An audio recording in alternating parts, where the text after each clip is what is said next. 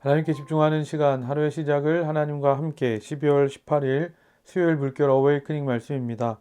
시편 92편 12절에서 15절입니다. 의인은 종려나무처럼 우거지고 레바논의 백향목처럼 높이 치솟을 것이다. 주님의 집에 뿌리를 내렸으니 우리 하나님의 뜰에서 크게 번성할 것이다. 늙어서도 여전히 열매를 맺으며 진액이 넘치고 항상 푸르를 것이다. 그리하여 주님의 올곧으심을 나타낼 것이다. 주님은 나의 반석이시요 그에게는 불의가 없으시다.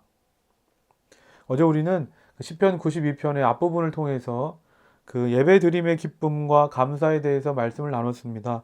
그리고 오늘은 기쁨과 감사로 예배하는 자들에게 하나님께서 놀라운 은혜를 베풀어 주신다고 말씀하십니다. 12절입니다. 의인은 종려나무처럼 우거지고 레바논의 백향목처럼 높이 치솟을 것이다. 예배하는 자에게 하나님께서 어떤 은혜를 베풀어 주신다고 말씀하십니까? 사시사철 푸른 이 종려나무처럼 하나님께서 날마다 푸르고 번성하게 하신다. 그리고 당시에 가장 좋은 나무요 목재였던 이 레바논의 백향목처럼 자라게 하신다는 겁니다.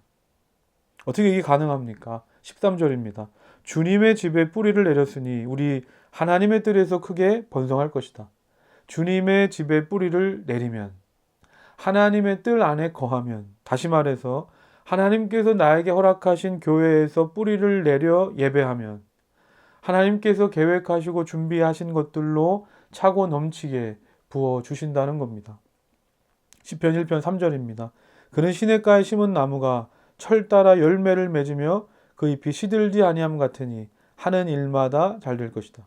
성경은 분명하게 말합니다. 하나님 안에 거하면, 예배하면 반드시 열매 맺는다. 그러므로 오늘 내가 종려나무처럼 어떤 상황과 환경 속에서도 변치 않는 모습으로, 그리고 레바논의 백향목처럼 큰 열매를 맺는 삶을 살아가고 있지 못하다면 우린 무엇을 점검해야 하는 것입니까?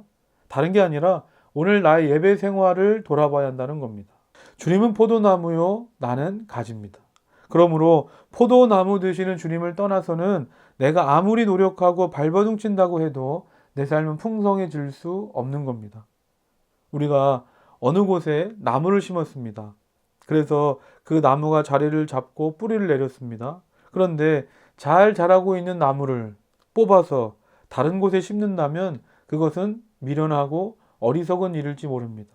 마찬가지입니다. 세상에 살던 우리가 예수 그리스도를 믿음으로 주님께 뿌리를 내렸고 하나님의 교회에 심겨졌습니다. 그렇다면 이제부터는 거기서 뿌리를 내려야 하는 겁니다. 하나님과 세상 사이에서 왔다 갔다 하지 말고 하나님께서 나에게 주신 교회에 심겨져 뿌리를 내릴 때 비로소 우리 삶에 하나님께서 예비하신 그 놀라운 은혜와 복이 풍성한 열매로 결실하게 될 줄로 믿습니다.